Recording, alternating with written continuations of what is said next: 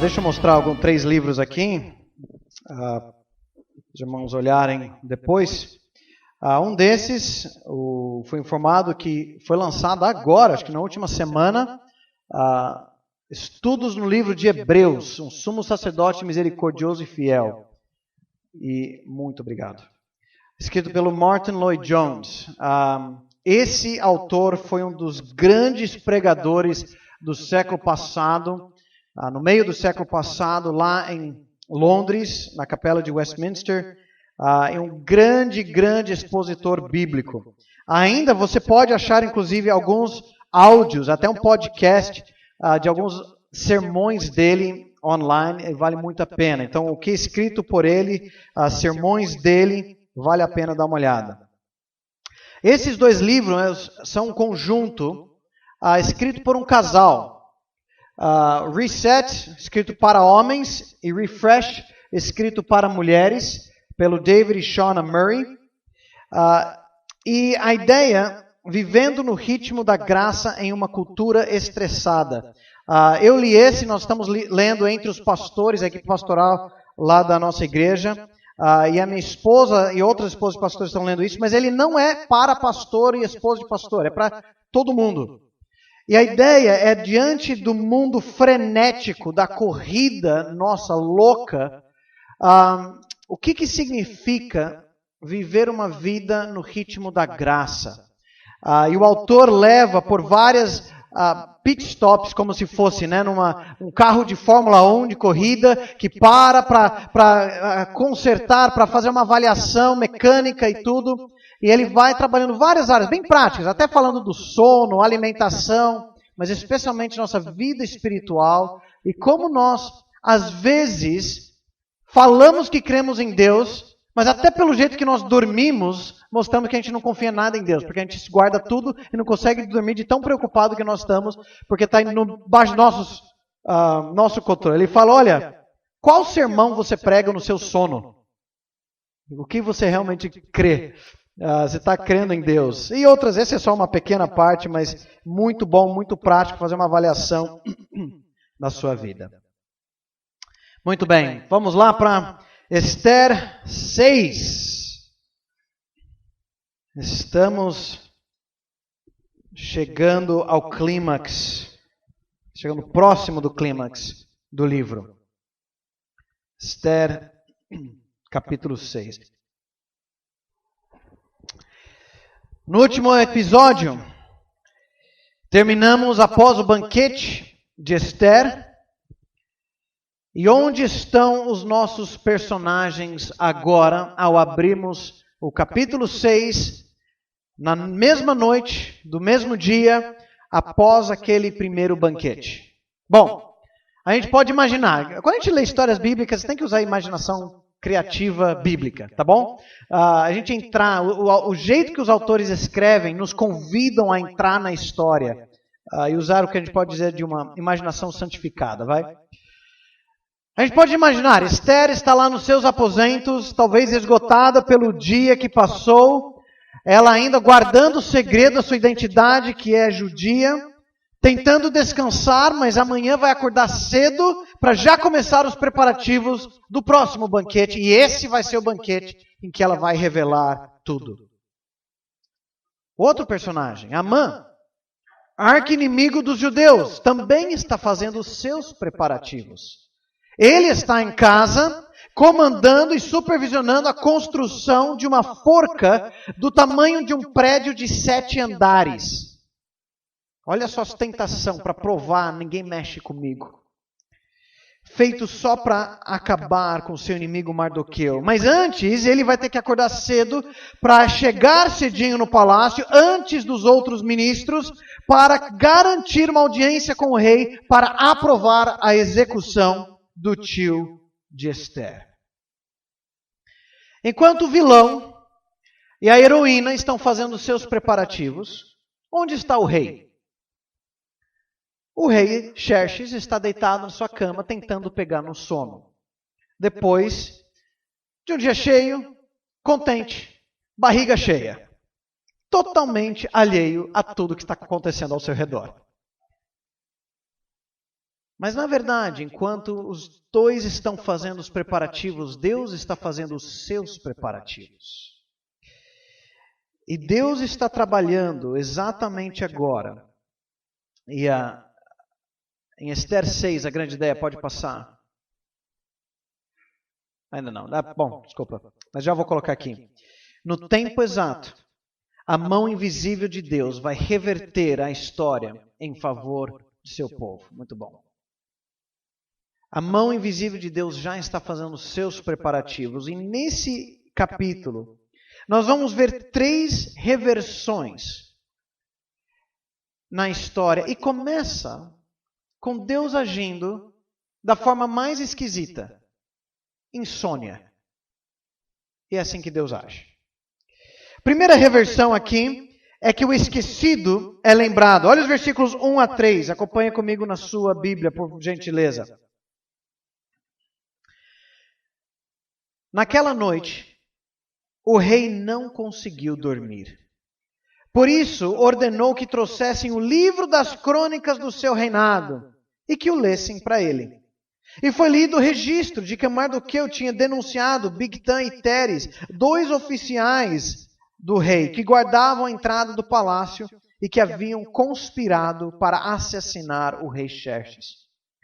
Que honra e reconhecimento Mardoqueu recebeu por isso? Perguntou o rei. Seus oficiais responderam, nada lhe foi feito. Essa é a noite mais crítica da história. E onde que a mão invisível de Deus está agindo nesses versículos? Literalmente aqui é a insônia do rei. Diz que o sono fugia dele.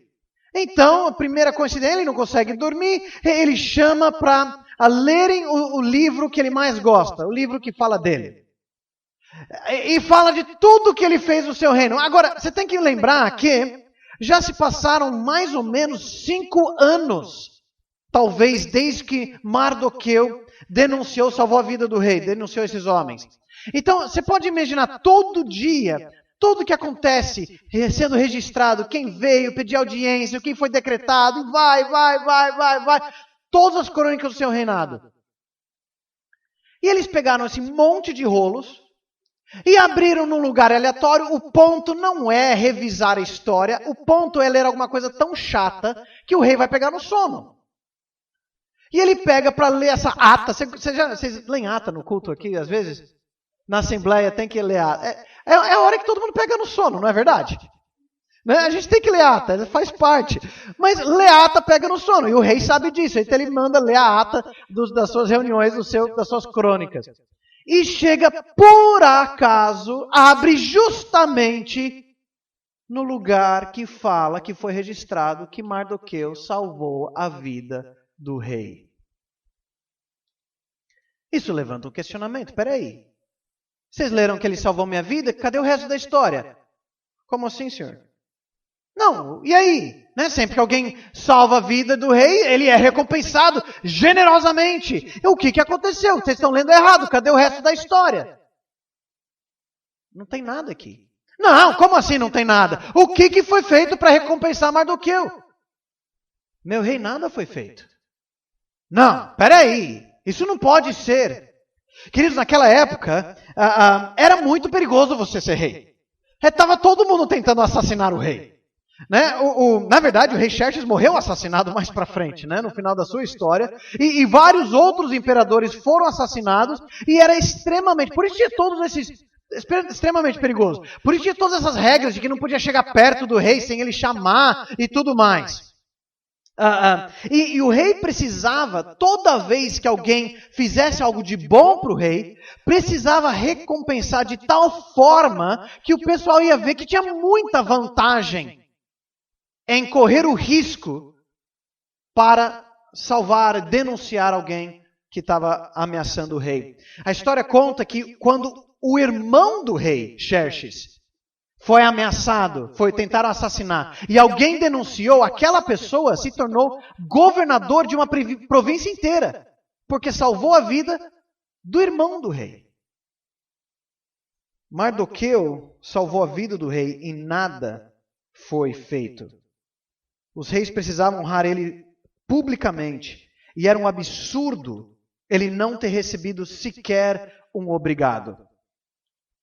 Mas esse esquecimento, a gente percebe que também foi providencial. Deus guardou isso para aparecer na hora exata. Pois o esquecido foi lembrado no momento certo. Gente, só um parênteses aqui. Porque eu e você, nós ficamos muito preocupados às vezes e chateados quando alguém esquece de dizer um obrigado para nós. Não é verdade? Você faz um ministério na igreja, ninguém reparou, ninguém falou nada, você sai, vai embora, eu também, quer saber? Eu não vou ajudar mais ninguém.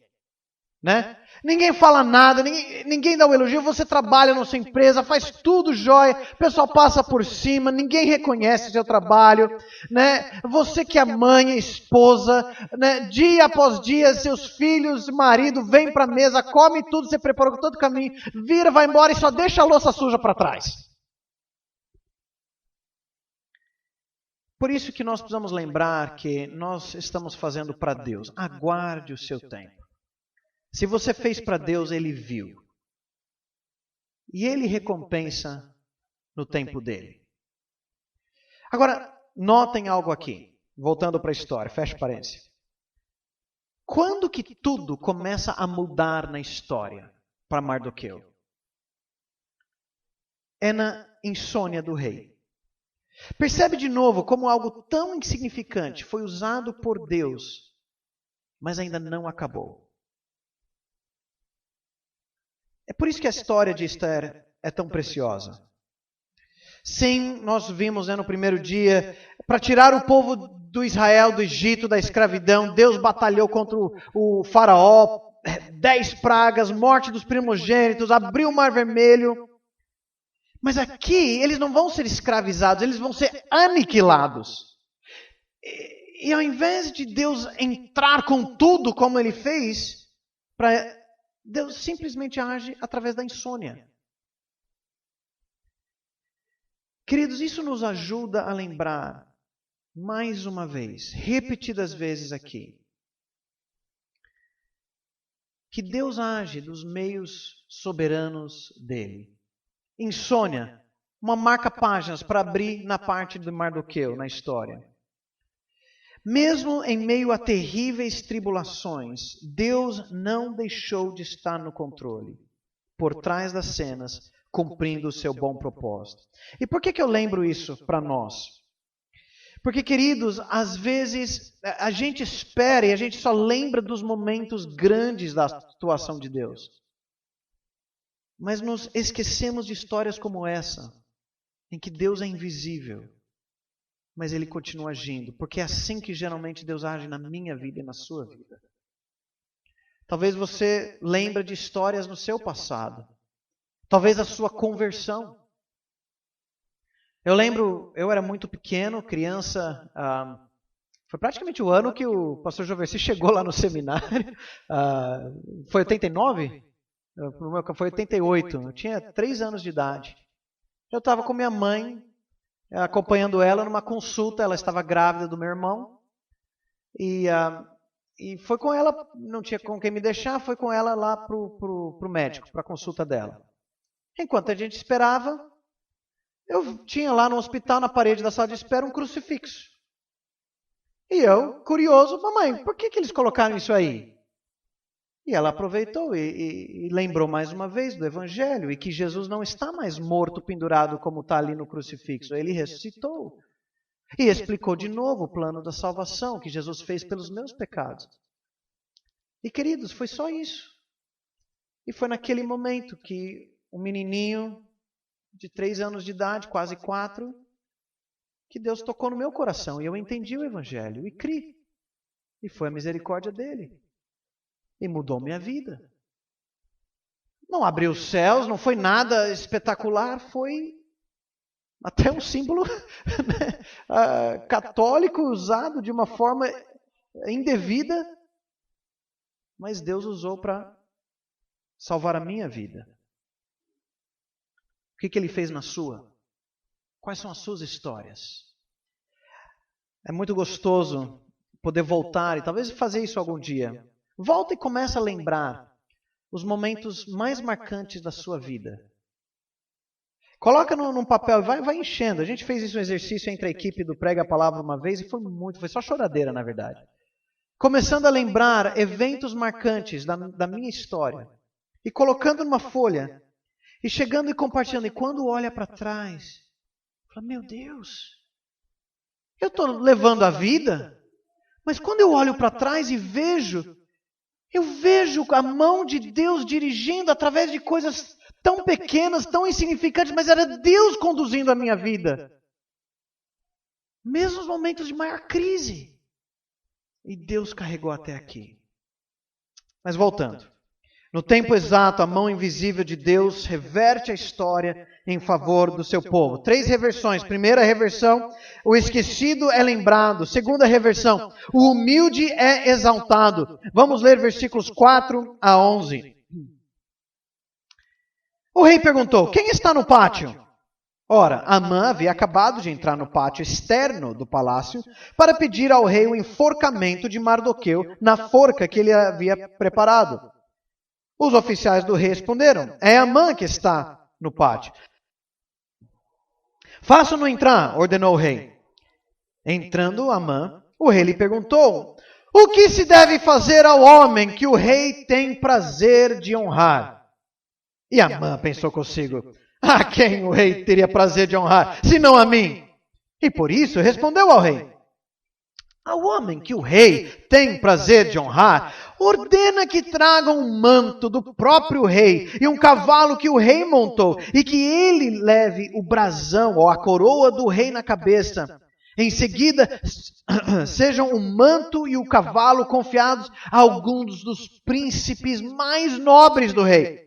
E ponham eles o manto sobre o homem que o rei deseja honrar, e o conduzam sobre o cavalo pelas ruas da cidade, proclamando diante dele, isto é o que se faz ao homem que o rei tem o prazer de honrar. O rei ordenou então a Amã, vá depressa, apanhe o manto e o cavalo e faça ao judeu Mardoqueu o que você sugeriu. Ele está sentado junto à porta do palácio real. Não omita nada do que você recomendou. Então Amã apanhou o cavalo, vestiu Mardoqueu com o manto e o conduziu sobre o cavalo pelas ruas da cidade, proclamando à frente dele, isto é o que se faz ao homem que o rei tem o prazer de honrar. A gente já leu quantas vezes aqui, ainda dá risada, é fantástica a história.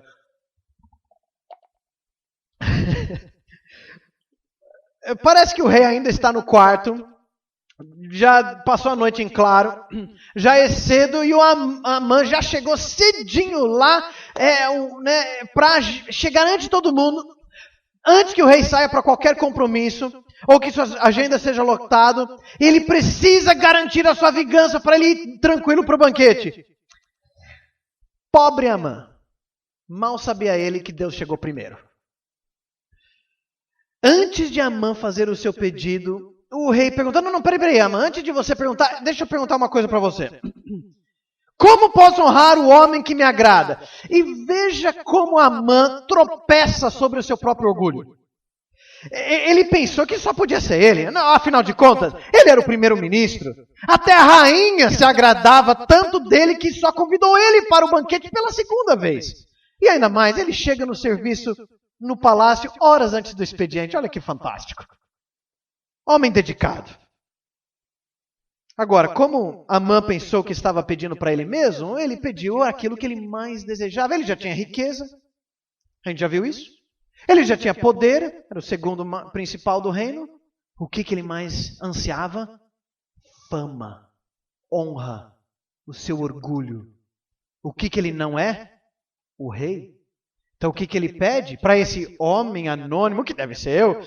Ele pede para vestir tudo como se fosse o próprio rei, o cavalo do rei, o manto do rei, o brasão do rei, e conduzir por tudo. Ele é bem ousado no que ele pede. É tudo questão de honra.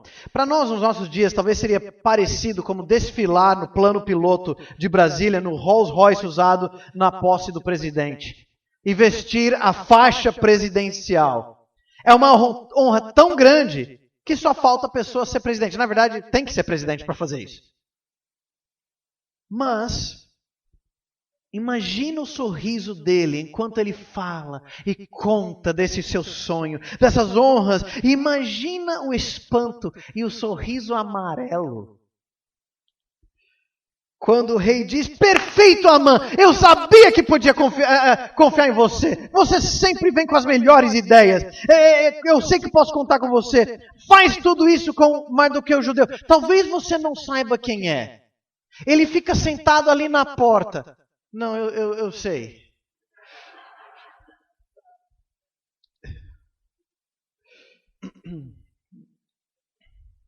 Lembra, o rei não sabe que o povo condenado é o povo de Mardoqueu. Amã nunca contou para o rei quem era o povo que ele queria exterminar. E agora os planos arrogantes de Amã são revertidos em honra para Mardoqueu. E agora é óbvio que ele não vai poder fazer nada contra Mardoqueu. Imagina. Amã, você veio aqui para pedir alguma coisa? O que era mesmo? Deixa quieto. Imagina. Não, eu só ia pedir para enforcar. Eu fiz uma forca de 7 andares lá em casa. É para o Mardoqueu. Depois que der a volta, posso levar ele lá? Né? É claro que não, né? O que está acontecendo? Você quer matar o cara que salvou a vida do rei? Até parece. Note outra coincidência aqui, queridos. A coincidência da insônia do rei. A coincidência de abrir as milhares de as páginas e páginas das suas crônicas e atas e cair bem no lugar de Mardoqueu, falava de Mardoqueu. E a coincidência de que quem estava no pátio aguardando a audiência bem nessa hora, o próprio Amã. Tinha que ser Amã para honrar Mardoqueu. Porque Deus queria humilhar o seu inimigo e honrar o seu servo. No tempo exato, a mão invisível de Deus reverte a história em favor do seu povo. Vamos para a última reversão. O arrogante é humilhado. Acompanhe os versículos 12 a 14, o final do capítulo. Depois disso, Mardoqueu voltou para a porta do palácio real. Amã, porém, correu para casa com o rosto coberto, muito aborrecido, e contou a Zeres, sua mulher, e a todos os seus amigos tudo o que lhe havia acontecido. Tanto os seus conselheiros como Zeres, sua mulher, lhe disseram, visto que Mardoqueu, diante de quem começou a sua queda, é de origem judaica, você não terá condições de enfrentá-lo. Sem dúvida, você ficará arruinado. E enquanto ainda conversavam, chegaram os oficiais do rei e, às pressas, levaram Amã para o banquete que Ester havia preparado. Nem dá para imaginar a humilhação de Amã. Ele sente que o mundo está caindo sobre sua cabeça. Lembra, todos os servos sabem do problema com Mardoqueu. Lembra disso? Foram eles que foram falar, escuta, mãe, e aquele cara lá, ele não precisa se curvar, não? Só para ver o que ia acontecer. Todo mundo no palácio estava sabendo. E agora, quando Amã sai do portão do palácio, honrando Mardoqueu, você pode só imaginar os servos dando risada por trás. Nossa, você viu isso? E Amã sente o olhar deles na sua nuca. E então quando ele volta e termina, e deve ter sido o circuito mais rápido da história em Suzano. E ele volta, guarda tudo e ele volta para casa. Ele não quer que ninguém nem olhe para sua, porque ele sente, sabe, todo, ele foi humilhado publicamente, porque ele tinha se orgulhado publicamente sobre Mardoqueu. Não é à toa que ele esconde o seu rosto das risadinhas e os comentários. Ele só queria chegar em casa, mas lá as coisas não melhoraram.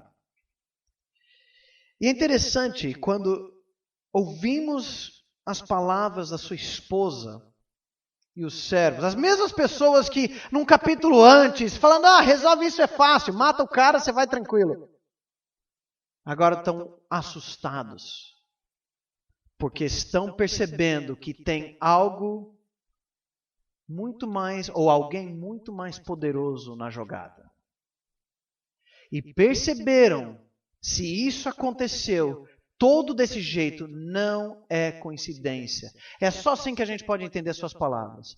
Se diante dele, a quem a sua queda começou, não era então só, ele deu uma volta, acontece. Não, eles perceberam, opa, tem algo errado aqui nessa história. Não está na direção que a gente imaginava. Alguma coisa a mais está acontecendo. Eles, de alguma forma, têm algum lampejo que a mão invisível de Deus estava na história para reverter. E se ele é do povo judeu, já era.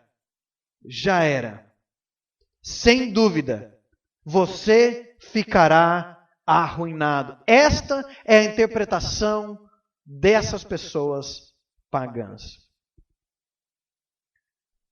Na sua tentativa de destruir o povo de Deus, Amã se esqueceu de calcular o Deus deste povo, que age invisivelmente para salvar o seu povo.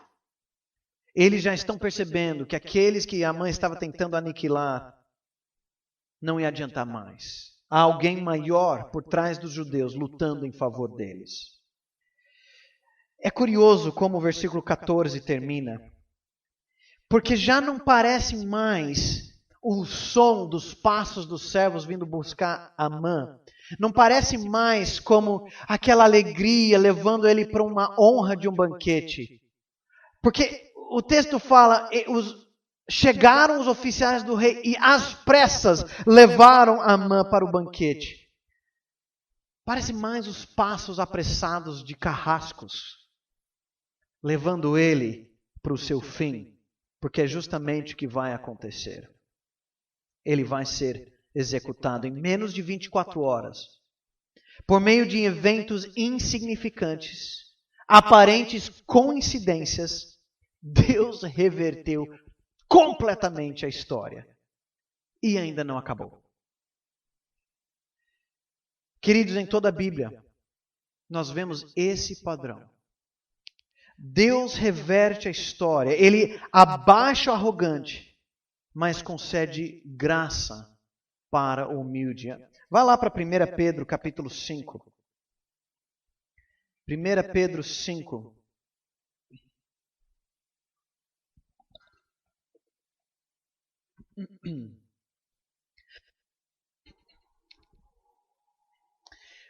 Primeira Pedro 5, a segunda parte do versículo 5, logo depois que ele fala para os jovens se submeterem aos mais velhos, ele diz: sejam todos humildes uns para com os outros, porque Deus se opõe aos orgulhosos, mas concede graça aos humildes. Portanto, humilhem-se debaixo da poderosa mão de Deus, para que Ele os exalte no tempo devido. Eu nunca vou esquecer meu avô ensinando esse texto para mim, e ele usou a ilustração. Você fala, eu quero que você imagine a sua mão como alguém altivo, com cabeça erguida, orgulhoso, arrogante, melhor que todo mundo. O texto diz que a poderosa mão de Deus, quando chega alguém assim, bate de frente. Deus se opõe ao arrogante, porque essa pessoa não está reconhecendo quem Deus é, a sua soberania e poder, não se humilha diante do Rei do Universo, e Deus vai bater de frente e ninguém resiste. Mas aquela pessoa que se curva diante de Deus, a mesma poderosa mão de Deus pega e exalta, e levanta a seu tempo e a seu modo, para a sua glória. Interessante no contexto aqui de 1 Pedro, o próximo versículo, aquele versículo que nós amamos tanto: lancem sobre ele toda a sua ansiedade, porque ele tem cuidado de vocês. E a gente começa a perceber que a ansiedade está ligada ao nosso orgulho. Porque quanto mais eu acho que é comigo, mais eu tento resolver tudo do meu jeito. E aí logo eu percebo que eu não consigo. Eu não dou conta, eu não controlo as coisas na minha vida como eu gostaria. E eu fico ansioso, como que vai ser? Mas e se acontecer assim? Então eu vou ter que fazer assado. Mas eu não sei, e aquilo lá? Não, mas eu não tenho espaço para aquilo lá. E o que vai acontecer? A gente começa a viver os problemas de amanhã hoje, porque nós puxamos para nós. E achamos que nós que tocamos a nossa vida. A mão invisível de Deus é invisível, não dá para contar com ela. A minha mão é visível, então eu vou fazer. Na nossa arrogância, confiamos em nós mesmos. E quando dá errado, nós nos sentimos deprimidos, vexame, porque nós confiamos em nós mesmos e não somos tudo aquilo que nós imaginávamos. Mas quando dá certo, tá vendo? É isso mesmo. Né? Eu fui em frente, eu fiz, conquistei, é isso aí. Né? Tem que ser assim. Tem que pegar o touro pelas unhas. Não, com as unhas, sei lá, é isso aí. Mas em toda a palavra de Deus, Deus deixa muito claro que Ele exalta aqueles que se humilham diante dEle. Os últimos serão os primeiros serão os últimos. A arrogância, o orgulho precede a ruína. A nossa maior alegria, queridos, é isso. A nossa esperança é essa. Mas também é um motivo de advertirmos a nós mesmos. Tomem muito cuidado, porque o orgulho de Amã existe no meu coração e no seu coração. C.S. Lewis disse que o orgulho é o pecado que mais odiamos nos outros e menos enxergamos em nós mesmos. Você suporta uma pessoa orgulhosa? Ninguém suporta. Nossa, aquele cara é muito arrogante, é muito orgulhoso. Mas ninguém nunca percebe que nós somos assim. A gente sempre vê orgulho nos outros e não suporta, mas nunca vê em nós mesmos. E é fácil apontar muitos Amãs por aí, mas não reconhecer o Amã dentro de nós. Embriagados com o nosso próprio ego, tão embriagados que tropeçamos em cima de nós mesmos. Só pensamos quando essa reversão que Deus faz é em nosso favor. Mas o nosso orgulho também pode estar na mira de Deus para nos ensinar a humildade. Que seja um alerta para nós, pois Deus reverte a história. No tempo exato, a mão invisível de Deus reverte a história em favor do seu povo. Queridos, o esquecido é lembrado, o humilde é exaltado, o arrogante é humilhado. E essas reversões nos mostram a graça de Deus que nos trazem esperança. E de novo, isso está em toda a Bíblia. José de escravo para governador do Egito. Escravos no Egito escapam, conquistam a terra prometida. Gideão, covarde, liberta Israel dos midianitas. Rei Davi, um pastorzinho caçula, se torna rei de Israel. Na história do Natal, quantas pessoas insignificantes que Deus toma e dá para eles o privilégio de carregarem ou fazerem parte da história do nascimento do Messias. Mas essa é a história da nossa redenção. A grande reversão, por causa do nosso pecado, expulsos do jardim, da comunhão com Deus, condenados à morte. Tudo no nosso mundo fora do jardim do Éden, afetado pelo pecado e a morte. Mas quando Deus invadiu a história de maneira simples, a história foi revertida na cruz e na ressurreição, porque mesmo na cruz parecia que a história tinha chegado ao fim. Deus perdeu, a morte venceu, o diabo conquistou e a vida morreu.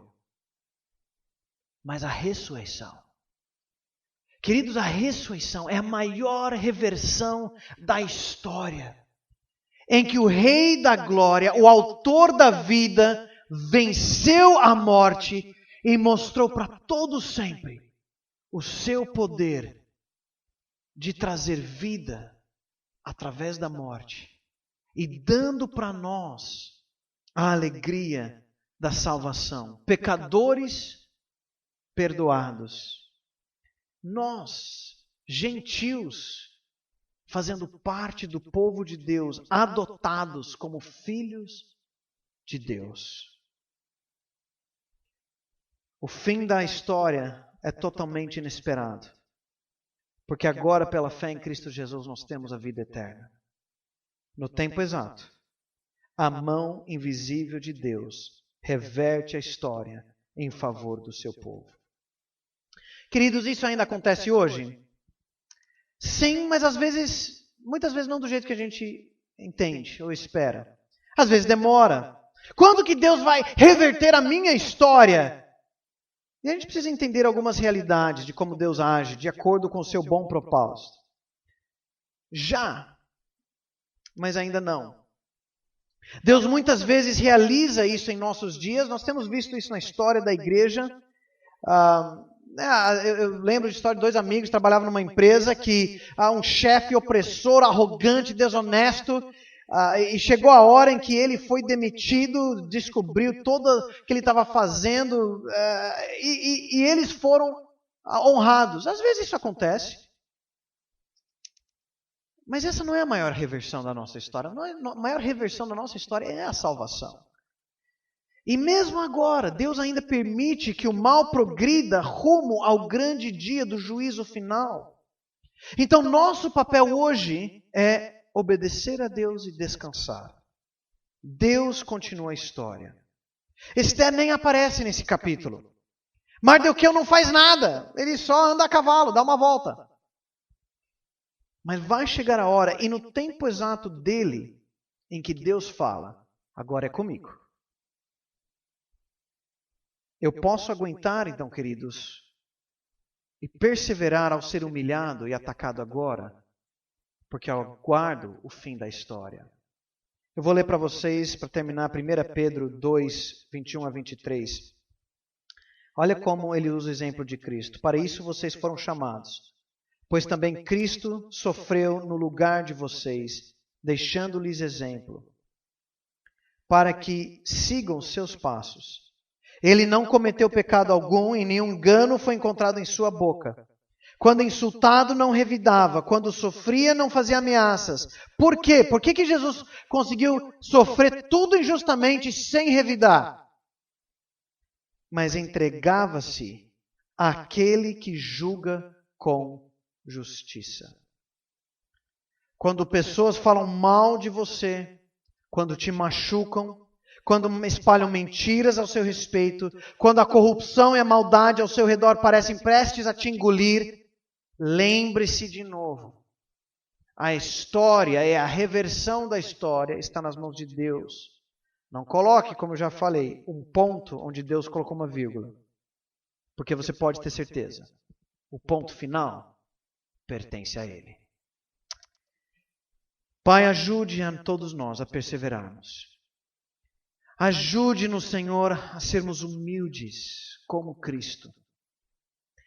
Quando nós sofremos injustamente, lançar tudo aos teus pés, o justo juiz, e aguardar, porque a história está em tuas mãos e não acabou ainda.